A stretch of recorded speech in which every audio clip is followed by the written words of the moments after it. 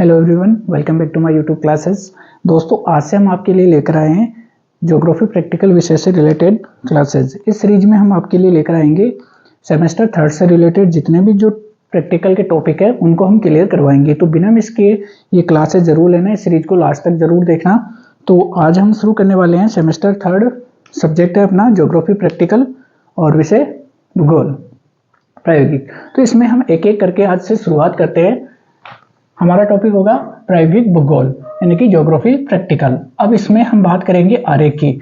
आरेख क्या होते हैं यानी कि जो डायग्राम्स होते हैं वो क्या होते हैं, और एक एक करके आज हम शुरुआत करने वाले हैं। सबसे पहले देखते हैं कि आरेख होते क्या हैं। तो आरेखों की रचना में लंबाई यानी कि आरेख जो बनाते हैं तो उसमें उस लंबाई, इसके अलावा उसकी चौड़ाई और ऊंचाई, तीनों चीजों को हम शामिल करते हैं। तो रचना में लंबाई, ऊंचाई तथा चौड़ाई।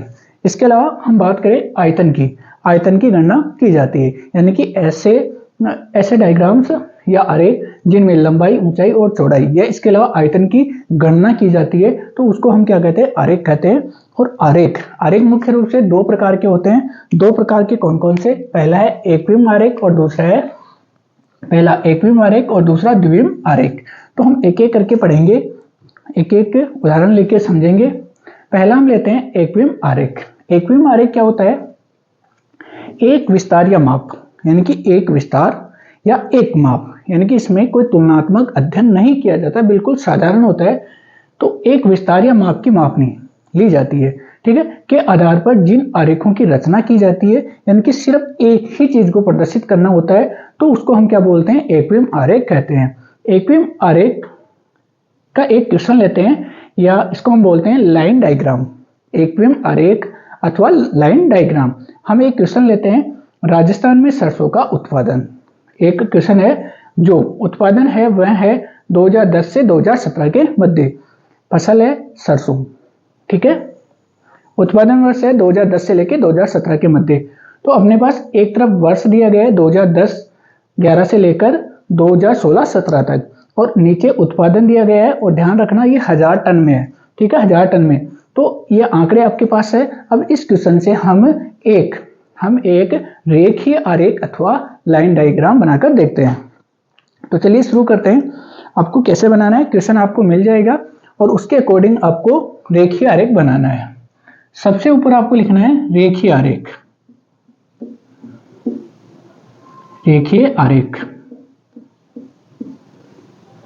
या फिर आपको लिखना है लाइन डायग्राम।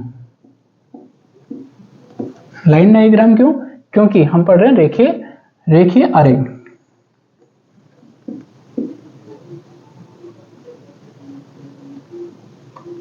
तो आपको लिख देना है लाइन डायग्राम। ये लिखने के बाद में आपको क्या करना है, बिल्कुल ही सिंपल तरीके से सबसे पहले आपको जांच करनी है कि अपने पास जो आंकड़े दिए गए हैं इनमें सबसे बड़ी संख्या कौन सी है। तो सबसे बड़ी संख्या क्यों? ताकि हम जो पैमाना बनाए उसमें आसानी रहे। तो हम देखते हैं इसमें 3883 हजार टन। नेक्स्ट है 2950, यानी कि इससे कम। फिर है 3759, फिर है 3620, 2778, 3257 और 2503। तो इनमें सबसे बड़ी जो संख्या आ रही है निकलकर वो है 3883 हजार टन। तो इसके आधार पर हम क्या करेंगे, पैमाना तैयार करेंगे। हमारे पास सबसे अधिकतम सीमा आ गई या अधिकतम उत्पादन आ गया, तो इसके आधार पर हमारा जो पैमाना होगा इसी के आधार पर तैयार होगा, ताकि हम उसी के अनुसार डायग्राम बना सकें। तो 3883। तो हम पहले पैमाना तैयार करते हैं।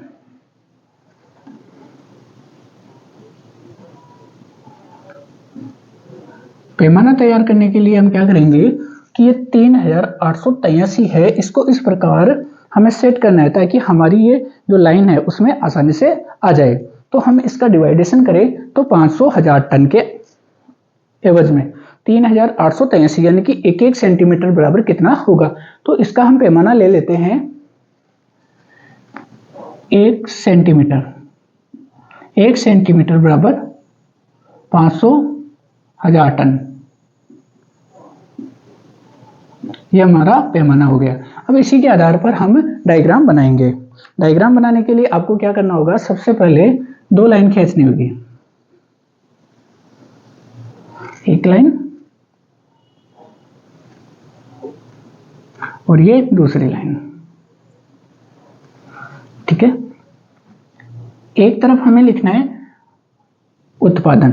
ठीक है, उत्पादन यानी कि नीचे वाली जो लाइन है उत्पादन कितना हो रहा है, और इस तरफ हमें लिखना है उत्पादन वर्ष। तो उत्पादन हमारे पास कितना है और उसी के अकॉर्डिंग जो हमने पैमाना लिया है, पैमाने के अकॉर्डिंग इसका विभाजन करते हैं। तो हमारा पैमाना है 1 सेंटीमीटर बराबर 5000 टन।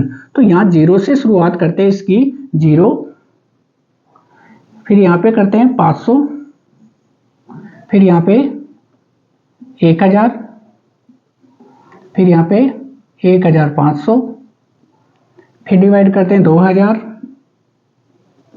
फिर डिवाइड करते हैं 2500, फिर डिवाइड करते हैं 3000, फिर ऐसे ही 3500, फिर डिवाइड करते हैं इसको 4000, और अपने पास कितना है 3883, और यहाँ पे लिख देंगे 1000 टन। 4000 तक क्यों किया है, क्योंकि अपने पास जो अधिकतम उत्पादन है वो है 4000 से कम 3883, तो हमने इसका डिवाइडेशन कर दिया। अब दूसरी तरफ हमें लिखना है उत्पादन वर्ष। तो वर्ष से सबसे पहले कौन सा आ गया अपने पास, यहां पर देखते हैं 2010-11, 2010 और ये 11। इसी प्रकार हम देखते हैं इसका आंकलन करते हैं। 2010-11 में देखना, 2010-11 में कितना उत्पादन हो रहा है, 3883 हजार टन। तो हमें ये काउंट करना है 3883। तो इसमें 3000 ये रहे, 3500 और 3883, इससे आगे यानी कि 4000 से पहले लगभग यहाँ पर। तो हमें क्या करना है, एक लाइन खींचनी है, लाइन खींचनी है यहाँ तक, और सीधी सीधी एक लाइन खींच देनी है। और इसको आप ग्राफ पेपर पर भी बना सकते हो और व्हाइट पेपर पर भी बना सकते हो, कोई इश्यू नहीं। ठीक है, अब इसको पढ़ के हम बता सकते हैं कि 2011 या 2010-11 में उत्पादन कितना हुआ, 3883 हजार टन। नेक्स्ट बात करते हैं 2011 और 12 की। 2011 और 12 की बात करते हैं, तो 2011 और 12 में उत्पादन जो है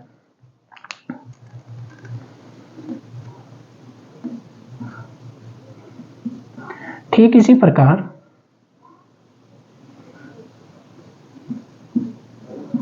12-13 का निकाल लेंगे, फिर 2013-14 का निकाल लेंगे, 2014 और 15 का निकाल लेंगे, 2015-16 और लास्ट में 2016-17।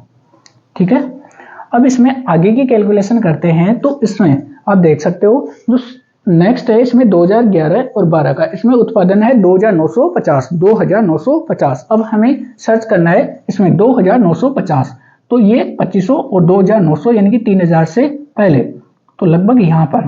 ठीक है, तो इस लाइन को हम इसके साथ मिला देते हैं, राइट, इसके जस्ट नीचे। ऐसे ही हम आगे बढ़ते हैं 2012-13 में 3759, 3759, तो ये 3000, ये 3500 और इससे आगे यानी कि लगभग यहाँ पर। तो इसको फिर वापस 2012-13 के साथ इसको मिला देते हैं।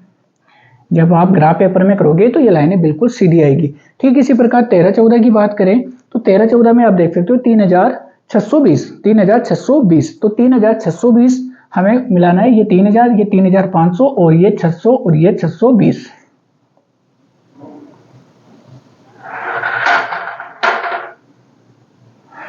और नेक्स्ट अगर हम बात करें 2014-15 की, तो यहाँ पे 2778, तो इसमें ये 2000, ये 2500 और ये 2700 और ये 2778 और इसको मिला देना है। 2778 अपना हो चुका।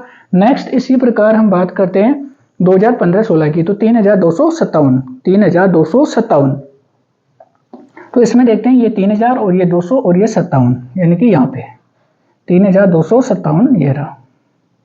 इसको मिला देना है 2015 और 16 से, राइट। ठीक इसी प्रकार आगे बढ़ते हैं 2016-17, इसमें 2503, ये 2000, ये 500 और ये 3, ये 2000, 2500 और इससे जस्ट आगे, और ये इसको मिला देते हैं।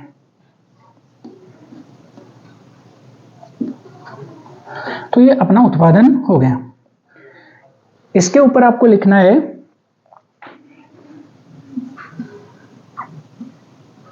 प्रोडक्शन। किसका हो रहा है?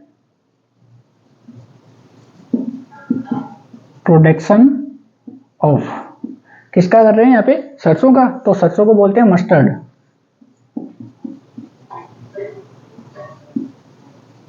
प्रोडक्शन ऑफ मस्टर्ड कहां पर? राजस्थान में। तो इन राजस्थान, ठीक है, यानी कि राजस्थान में सरसों का उत्पादन, और ये है उत्पादन वर्ष। तो आपको लिखना है इस तरफ, यहां पर उत्पादन वर्ष, ठीक है।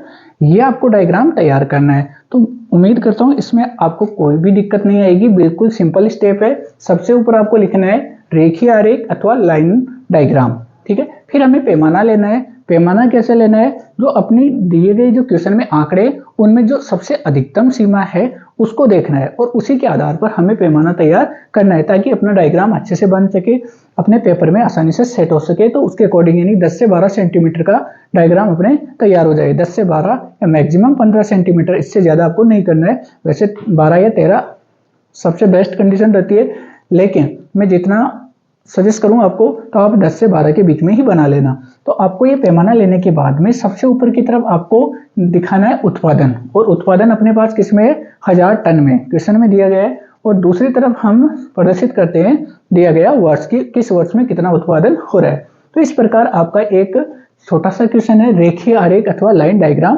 क्लियर हो गया।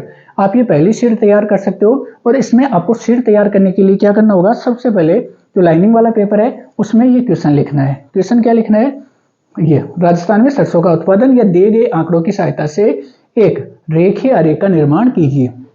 दिए गए आंकड़ों की सहायता से रेखीय आरेख का निर्माण कीजिए, और ये क्वेश्चन आपको लिखना है कौन से में? लाइनिंग वाले पेज में। और जो व्हाइट पेज होता है उस पर आपको ये डायग्राम बनाना है। या आप व्हाइट पेपर में भी बना सकते हो, व्हाइट पेज में, या फिर आप ग्राफ पेपर की सहायता से भी इसको बना सकते हो, और ग्राफ में बनाने के बाद में व्हाइट पेज के ऊपर आप चिपका सकते हो। उम्मीद करता हूँ आपको ये क्लास अच्छी लगी होगी। अगर क्लास अच्छी लगी तो वीडियो को लाइक कीजिए, चैनल को सब्सक्राइब कीजिए, और ज़्यादा से ज़्यादा अपने दोस्तों के साथ शेयर कीजिए। धन्यवाद।